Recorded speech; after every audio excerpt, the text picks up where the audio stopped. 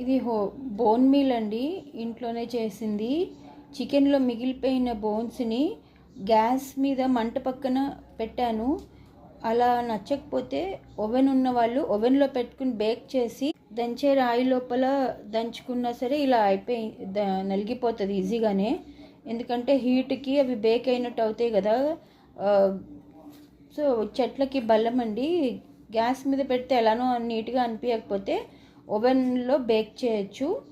Bake చేస్తే ఒక 15-20 minutes bake చేస్తే అవి క్రిస్పీగా అయిపోతాయి అన్నమాట. అప్పుడు దానిని క్రష్ చేసేస్తే చెక్క ముక్కగా దంచి మిక్సీలో వేయచ్చు, లేదా కలిమిరాయిలో మనం కూడా దంచుకోవచ్చు. నేనైతే చేత్తోనే దంచితే నలిగిపోయాయి ఈజీగానే, ఇంకా మిక్సీ ఎందుకని నేను దంచేసాను.